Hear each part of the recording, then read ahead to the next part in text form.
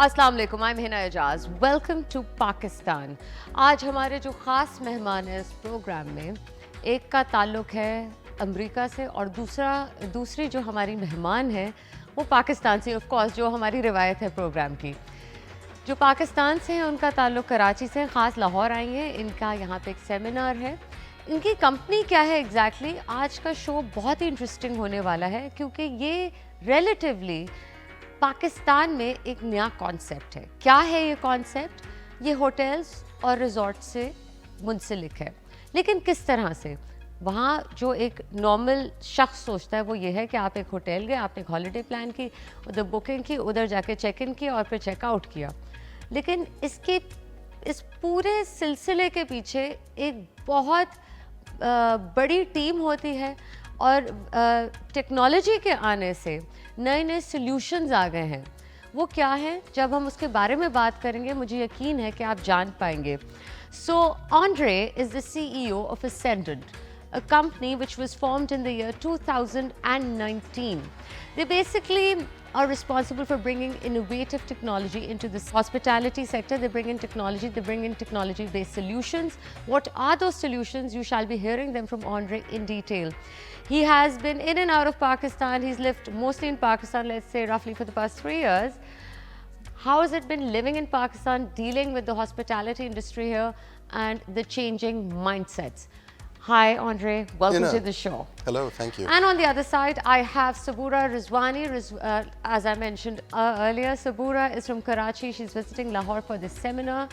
I'm very excited to find out that what this seminar is exactly about, how it covers the hospitality sector. Hi, Assalamu alaikum. How are you? Walaikum assalam. I'm good. Thank you for coming in. Thank you. I hope you're enjoying Lahore. Yes, so far it's been busy, but yeah. Right, before I proceed with my discussion, I'd like you to take a look at this report जो हमने खास बनाई है आपके लिए on the United States of America, because that's where Andre is from.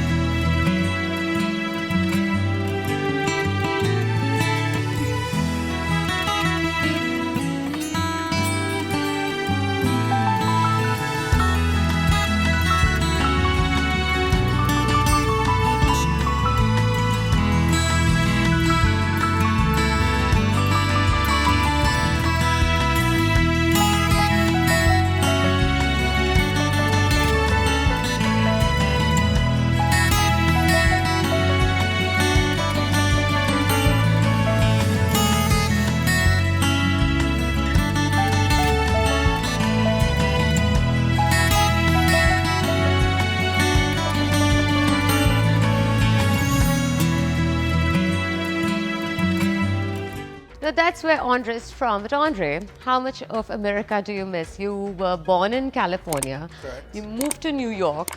But then, yes, all right. So, and then you pretty much lived in many parts of the world.Uld you elaborate on that, please? Yeah, it's been a blessing in many ways. I spent the second half of my 20s in Europe and then the 30s, and now life has brought me to Pakistan. Wow. Yeah. Wow, that's amazing. So you've pretty much covered the world, right? I think there's always places we can go and discover, but yeah. Can I call you a global citizen then? You may, absolutely. How are you finding Pakistan? Pakistan's great, great. Really, and you really live nice. in Islamabad currently, but you I'm do based go back in and F7, forth. yeah, exactly. But I still have family back in Europe, so I try to get back and see them. Right, Yeah. right. So it's been 3 years here. When you formed Ascendant, there must have been a major challenge given the pandemic hit the world. And you were catering to the hospitality industry. What happened then? Let's just call the pandemic a major hiccup. Yeah, we had plans. I was invited by the Hashu Group to look at PC Hotels and Hotel One, look at their technology, look at improvements that they could make to sort of improve the customer experience and do more online. They were very forward thinking. And when I arrived at the very, very end of 2018, I sat with Murtaza Hashwani, and within a couple of weeks I understood that Pakistan was exactly like Indonesia. You've got 4 regions, you have a predominantly Muslim country, you've got GNP, about $2,000 per capita Right. per person, and it's the last great untapped market. There were only 16 hotels that were connected to the internet. So what we agreed... Just 16 in 16, total. 16. This is in the year, the numbers At the are very end dated of 2018, 2018. we've gone from 16 to 1,600 Wow. thanks to our efforts From in 2 Pakistan? years. Pakistan only. Amazing. That's an amazing number. Thank you. Wow. Okay, now I want to understand, and rather I'd want the audience to understand, because when we talk about hospitality, hotels, holidays, it's just about either booking a plane ticket or getting on a train or going by car to a certain destination which you have planned to go to. And then you book a hotel and then you check out. But there's this entire network of people, brains, everything involved behind that hotel or that vicinity and your entire travel plan. You're providing technology-based solutions to the hospitality industry.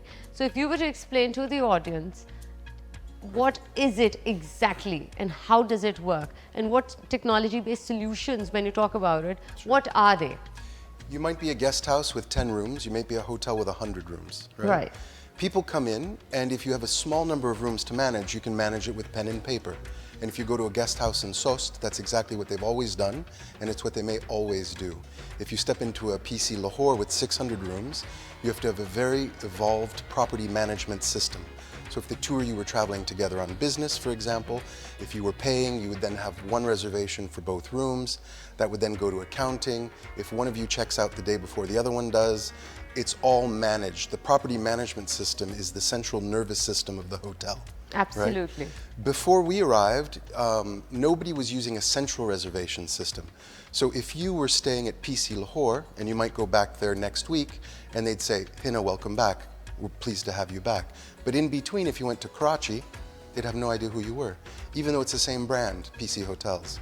So what we did is we connected all of those different properties on one central reservation system. So then you have a CRM.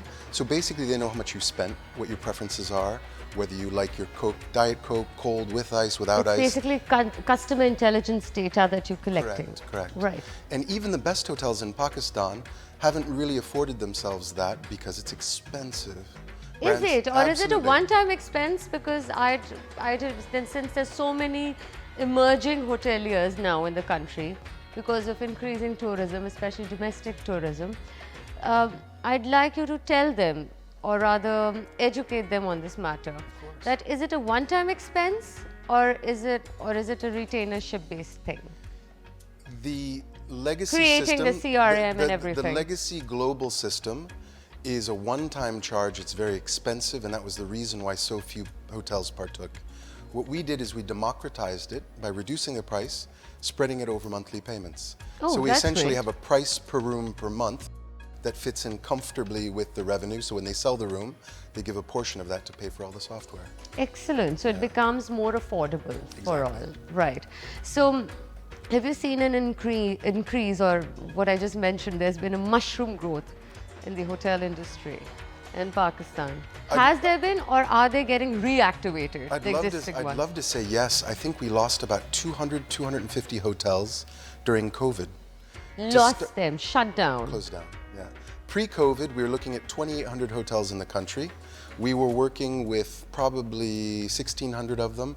So the ones that we didn't work with were either too small and too remote. So that was part of the reason. Yeah, so we have 32,000 rooms on our platform. That's 75% of all the rooms available in the country. You can book them online on our platforms or on our partners' platforms. Well, I was going through your profile and there was something very interesting mentioned, that you are obsessed with the user experience. in the hotel industry. Yeah. And probably that's what makes you the expert and the professional in this sector. Now, how much of this is an important factor to Pakistani hoteliers in your honest viewpoint? Customer service. We're very lucky to have a gentleman by the name of Rao Israr. He's a Pakistani who spent a number of years with Kempinski, an international chain, luxury chain. He was in Thailand with Dusit International. And he and I talk about that. The culture of hospitality, we have a long way to come. We have individuals that are very warm, very wonderful, but in terms of the commitment of the organization, right? Serena does it well, PC does it well, Move and Pick is doing it well. Absolutely. There are a Yes. handful of players that are very committed to that, but that's a very niche 5-star. One of the things we're doing in the Northern Territories is we're actually looking at soft loans, lending.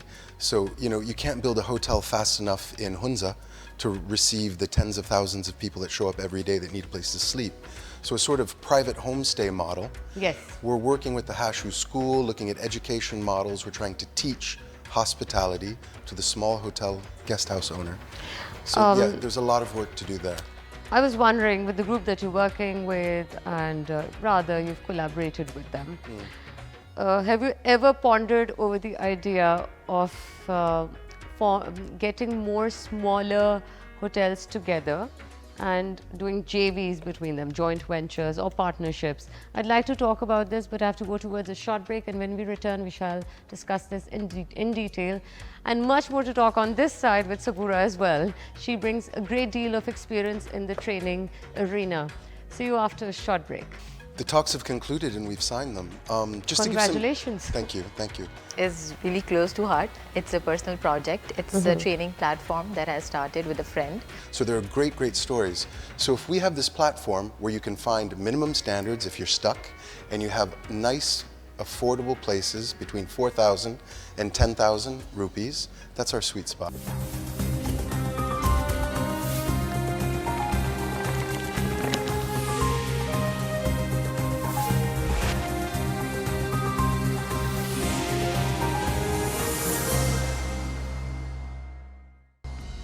Welcome back.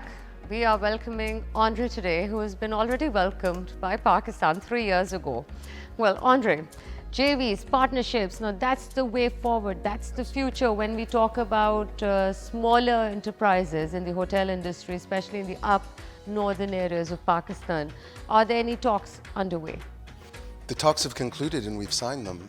Congratulations. Thank you, thank you. Just to give some background to that. So, as we were giving software away to these 2-star hotels in Gilgit, 3-star, 4-star in Gwadar, and connecting them to the internet to drive more business to the rooms, when our 20 account managers found a hotel that had air conditioning, Wi-Fi, and clean washrooms, we put the Roomph brand on it. So it's a platform. So Ascendant is the software that hotels know. Roomph is the brand that mid-market consumers know, where they can get quality, consistency, and a good night's stay. Uniformity. I mean, you could, Uniformity. under this brand, if you go anywhere and you find these rooms, they're going to have Absolutely. these basic features available, which Yep. makes it great for the client. Yeah, I was saying that. So if it's 50 degrees and you're driving in Sukkur, and there are no alternatives available, you're happy to have that the air conditioning. So what we've done is we've put air conditioning, Wi-Fi, and clean washrooms. If it's got those minimum standards, even if the bed has a hole in it, even if it's soggy, you're guaranteed to have that. That's a 1R, it's a 1-star. 2 stars, they fixed it. They've replaced the bed, they have a nice mattress, they fixed the chip tile, and everything is correct. That's the uniform standards you're talking about. And a 3R place is a place you'd actually enjoy staying. When I did my trip from Gilgit to Kunjarab Pass on motorcycle, I met Asma Haider, who's got the mountain story up in Aliabad, and it's lovely. It's lovely. She's put her heart and soul into it. Moksa is another 3-star, 4-star property where the guy's built it himself, and he welcomes people. So there are great, great stories. So if we have this platform where you can find minimum standards if you're stuck, and you have nice, affordable places between 4,000 and 10,000 rupees, that's our sweet spot. So then the solution is there, Roomph. Yep. Roomph is the place you go to. And uniformity is the key factor when, Exactly. when it comes And to... out of that, to Yes. answer your question about joint ventures, Yes. Shelton Residor has 20 properties. They've agreed to give us 9 properties, 278 rooms in 8 destinations, and they're Shelton by Roomph. So it's co-branded. It's exactly what you've talked about. Excellent. These are That's premium, excellent news. the premium experiences where the Roomph branding will be on the amenities and everything, so that's a little bit more. That is amazing news when it comes to the hospitality industry of Pakistan. Standards are being set high and thus being achieved. Now, you have worked with investors and also hospitality groups all over the world, be it Paris, be it other European countries, be it some exotic places, be it the Middle East. Now you're in Pakistan.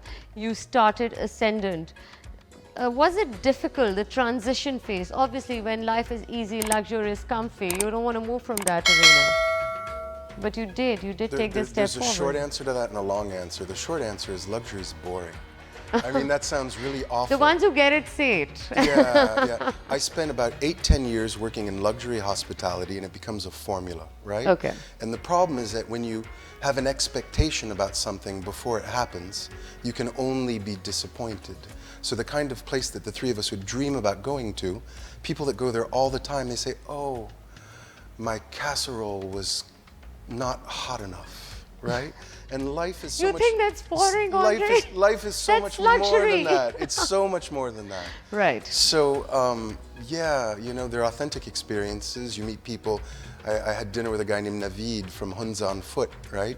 He's leading people like you and me up to mountains, glaciers, and staying in shepherd's huts that he's transforming. So luxury is just hot water. And that's another take on luxury. Yes, that's right. Right? So you have experienced both sides. I mean, in terms of you've been there, done that. Now you want to see what is actual real happiness. Is that right? Real happiness is found everywhere, every day. Yeah, it's all around us. But to answer your question, I was teaching a course in cultural tourism, a master's level course, for the last couple of years before I came. Right. So I was doing development projects in Morocco and Namibia. So, you know, sort of everything was aligned. My experience, my professional background is online distribution, online tourism. And when you take this development aspect, everything just sort of aligned. And I found myself in Pakistan, and I kind of didn't want to leave. Really? Is that so? Absolutely. So what were you told about Pakistan before your arrival here 3 years ago? And what was different upon arrival or landing? When I arrived, Pakistan's it could improve its PR on the world stage. Its image on the world stage is unjust. And I think that is the biggest challenge Pakistan needs to overcome. The first thing that I hear when I'm back in the States with my family or something, they say, is it safe? Absolutely. And I say to them, I said, I don't think I would send my child to high school in America with all those guns. Is that safe? And then the conversation gets very silent all of a sudden. And I said, Pakistan, if you look at the numbers, is a very safe place. There aren't that many problems, other than certain areas where, but you know, that's from a tourist perspective, there's adventure travel, people come in, people with large social media followings will then see people like them enjoying Pakistan. Influencers already are coming to Pakistan and they're posting material on Pakistan on their sites. Yep. Yes. And I think that's really changing the perception. It's a slow process, but it's happening. We can't say it's not happening. But you're very right about the matter. This is actually quite sad how Pakistan is perceived. So its image needs to be revived, and it is reviving. Will and Kate came at the end of 2019. Yes, that's right. We all thought that 2020, with Condé Nast Traveler, Forbes, I think Forbes had Pakistan the #1 destination for 2020. So the interest is there, and as I was joking with Suboorah yesterday, I said, the minute the rest of the world finds out about Pakistani weddings, you won't be able to keep everyone out. Right. Aren't they lovely? You've been to weddings here, right? I have. See, you know what it is about. So Suboorah, you're the marketing director for Ascendant and Roomph. You're a strategist and trainer. How lovely is that? So, and you're also the co-founder for Viral Manjan, if I'm pronouncing that correctly. Yes, Tell us about Viral Manjan. Sounds interesting. So Viral Manjan is really close to heart. It's a personal project. It's a training platform that I started with a friend, where we started giving digital trainings, and then COVID happened. Then we turned it into, a podcast where we would invite industry experts and talk about what's happening in the advertising industry and the industry overall with respect to marketing, digital marketing, strategies, creative, and all those things. So, yeah. Right, very interesting. And the podcast did well? Yes, we were just like a startup, doing podcasts. These were audio podcasts. So What was the response like? the response was, it was being targeted to a niche market, because still in Pakistan, it's picking up the idea of audio podcast. It's not like a broad. During the pandemic, it definitely did. Yeah, it did. So it was interesting. The speakers were nice, and then the content that we were giving out. So it was a nice experience. I think we really need to work a lot on it and grow, and that's something that I would be focusing on in 2020. Right. So I have a very simple life question here. Yeah. You're from Karachi. You visit Yes. Lahore often. How different do you find the two cities? Because Andre's been here for a while now, 3 years. So I'd like both of you to comment on that, starting with you, Suboorah. I think Karachi has, it's very dynamic, it's very fast paced. When you come to Lahore, the thing that I like about Lahore is that people, they're enjoying everything, right? They're enjoying food. In offices also, they're working, but it's like, chalo, bahar khana khane jate hain, ye karte, wo karte. It's different. It has a different, aura. The entire So are you city. saying Karachi people don't eat? No, they do. Well, that was on a lighter people note. do, but I think वो उनकी pace बहुत different है, और लाहौर का एक अलग, हर city का अपनी एक अलग बात होती है. So Karachi has its own, life and its own magic, and Lahore So you enjoy coming to Lahore? I do. I think because I can't compare both the cities in the sense that Karachi is better or Lahore is better, because both cities have their own. This has been an ongoing war forever. Yeah, but I think it shouldn't be a war, because the personalities, if you personify the cities, are very different. Absolutely. And you should enjoy, Lahore is very, if you go to central Lahore and all those darbars and darwaze and all that. This was a trick question, by the way, Suboorah, because I was going to come to the next question. Now I'm going to tell you, since I got the answer. When you train in Karachi versus when you train in Lahore. So we'd like to talk about that, but right after a short break. Everywhere I travel, there are good people and there are bad people. In Pakistan, there's some of the best people I've met anywhere in the world. I've been to Skardu and the entire belt. I did a road trip from Skardu to Islamabad and Shalas and all that, Karakoram Highway. Lahore, hi. You know some Urdu. I asked him, I asked Andre, do you know some Urdu? And he's like, no, not a thing.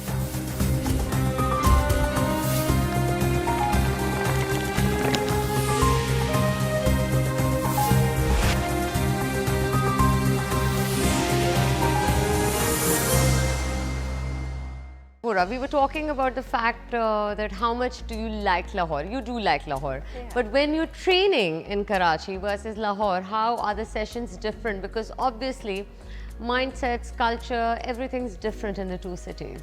We are from one country, but things are slightly different between the two human behavior, culture, everything combined together. So when you're training a set in Karachi and in Lahore, what's the difference like? I haven't trained in Lahore yet, Oh. so it was just in Karachi. Right. And after COVID, there were no, physical conferences and training. But I was attending a conference today. So how was that? Yes, that was good. But everybody was late till 11. We were just sitting. Does that happen in Karachi? And no, I think, that was a difference that, we were having a discussion over there as well, that if this would have been Karachi, then we would have had a lot of people by this time. So I think not but through my personal training, but yes, and as an experience, that was something that I observed. Right, so maybe right. people are, still reluctant to come to physical events. That can be one of the reasons. They're going now. So, okay, okay. Pretty much. Then, yeah. Well, and I hope it stays that way. With the Hopefully, new wave coming in, we are getting a little frightened. Yeah, everybody But let's is, but let's yeah. hope that changes. So, you were born in Karachi, you were raised there. So, have you had a chance to go to the up north? Yes. You did. Where all did you go? I've been to Skardu and the entire belt. I did a road trip from Skardu to Islamabad and Shalas and all that, you know, Karakoram Highway, then till up all these Kaplu forts and all these forts. So that was amazing. Other than that, I've been to Abbottabad, Muzaffarabad, Mari, Bhurban, this belt also. Right. So it has been. But for people who are from Karachi, it's a renewing experience. Oh yes. It is, right? Like all. Because people who are born in Lahore and Islamabad, it's pretty normal for them, you know, to visit the mountains once in a while. But for the people in the south, mainly from Karachi, it's a rare experience. It's a change of the scenery and everything. All of a sudden, from all the hustle bustle, you're just into the mountains, and you know, it's a different side, but it's good. It's refreshing. Right. So we're going to take a look at some clips here. Some are from some places in America, and some are from Pakistan. We very, very intelligently pick up these clips and compare the two. Let's take a look at it, and I'd like Andre and Suboorah to comment on both their sides. Okay. Yes, please. So that's Pakistan, that's the USA. No, they look pretty different here. Any comments, Andre? No, it's funny, these comparisons of comparing Pakistan to places in the Alps, comparing them to different places in the United States. You know, I think the world is full of magic, full of splendor, and Pakistan is very, very complete, absolutely. Yeah. These are beautiful. So yeah, look at that now. No. Oh, check this out. I mean, how we managed to pick up an image in Pakistan. You have a similar place like this in Gwadar, which is also a holy place for the Hindus. So, yeah. Right. No, that's Shangri-La, right? Suboorah? Yes, And that's Andre, you know that, right? You're Yeah. in the industry, come on. Of course, we know Shangri-La.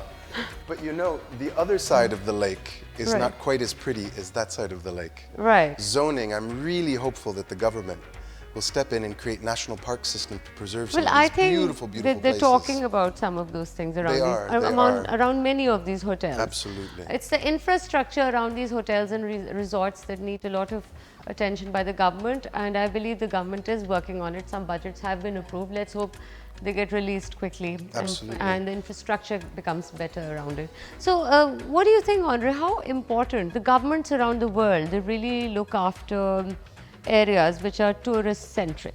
Correct. They look at the infrastructure around it. Do you think the Pakistani government has done that? They're doing it. They're doing it. I think you can always do a little more. And what I would love to see happen, obviously, private-public partnerships are the way to go. Absolutely. And I think that each region can have a lot of autonomy with respect to initiative. But I would love to see a central organization, a central government organization, a national park that is made up simply of Pakistanis, Australians, Europeans, different, that approve projects. And these projects should be approved on the financial viability, of course, but also social impact, Right. hiring local people, making sure profits get reinvested, economic impact. There's a lot that needs to be done. So what's your opinion of the Pakistani people at large? What do I think of Pakistani people? Some of, you know, everywhere I travel, there are good people and there are bad people. In Pakistan, they're some of the best people I've met anywhere in the world. So the work ethic, what about that? How would you comment on that? I go to Karachi for the work ethic. Lahore, hi. You know some Urdu. I asked you, you know, I asked Andre, do you know some Urdu? And he's like, no, not a thing, not a thing. few words. Yeah. Yeah. Is that a trick answer? No, well, you do know some Urdu, Lahore. Yeah. Well, so yes, you're right. The work ethic definitely does exist there, but definitely it's changing in Lahore as well. So no offense to anyone. Yeah. So, right. So the food must be a challenge for you, or is it not? Not at all. You like the spicy Of course, of course. food? Really? Yeah. And how I'm many a simple weddings have guy. you been to? A couple. How? And what's your it's opinion? been. There was a dolki I went to not so long ago that was a lot of fun, and wedding in Karachi, wedding in Islamabad. Yeah, That should have been fun. of course. The big city weddings, Yeah. they're amazing. Yeah, They yeah. are. Right. And what do you think of the culture, generally at large? I think the culture. That's you know. I got into a conversation at dinner the other night, and you know, in America, culture is something that you celebrate with people that have all participated in creating that culture, right? But in Europe, culture has this sense of there's high culture and there's low culture. So Beethoven is culture, but the rapper is not culture, right? Yes. And I am much more, I realize in moments like that even though I've been living in Europe for a while, I'm American, right? In that sense that culture is what we do. What I love about Pakistan is you've got this strong expat community, the diaspora, who comes back, who gives, who's still connected, right? And that's inseparable from the strength of the Pakistani family. So I think that, as Pakistanis, you're so quick to complain about this not working right or this not being the way you want. But this thing that's right in front of your face is such a gift that you don't always see. What a thing to observe. How much would you agree with him, Suboorah, being a Pakistani? I think he's observed the culture and people really closely, and I would agree with this part that we as a nation, I guess we need to be more grateful also, and we need to for all that we for have. all that we Yes. have, and we have a beautiful country and we have a lot to be thankful for. So we just need to realize that and just keep on telling ourselves that no, it's good and things will change and we will change them for the better. Right, and a good thing is that you must have noticed, Andre, that a lot of females have joined the workforce in Pakistan. So, in fact, there's a lot of emphasis being laid on equal male to female ratio at the workplace, and that is amazing. So that's a sign of progress. On the subject of female initiatives, we had August 14th, we announced 3 winners who won a year of paid travel, get paid to travel. One of the winners was chosen. She's from Karachi. She is an up-and-coming young blogger, Hafsa, and she's a solo traveler. She travels with her mother, travels with her friends. And one of the things we're doing with Roomph, in the Roomph Premium segment, we're going to be very shortly communicating on the fact of a zero tolerance for any kind of harassment. Absolutely. So we have 24/7 security in Roomph Premium properties. And if a property makes one mistake, it's no longer on the platform, and it's a huge... Really? Yeah. Just one mistake? One. No chances, no warnings? None. Wow. I'd rather, right. I should do that. Yeah. Amazing. And that's, when it comes to zero tolerance in all these areas, that what makes an enterprise successful. Thank you. Right. And Suboorah, I'd really like to thank you for your precious time. And I wish you all the best with your amazing, amazing career. Thank you so much. And thank you, Andre, again. you. Best wishes. You're doing a wonderful job in adding your expertise into our hospitality sector of Pakistan. And like you said, there's so much potential in it. Just needs a little more attention. Thank you again. Enjoy your stay in Pakistan. Thank you so much. मैं आपसे इजाज़त लूँगी. अगले हफ्ते फिर मुलाकात होगी इसी वक्त इसी चैनल पे. आप देखते रहिएगा डिस्कवर पाकिस्तान.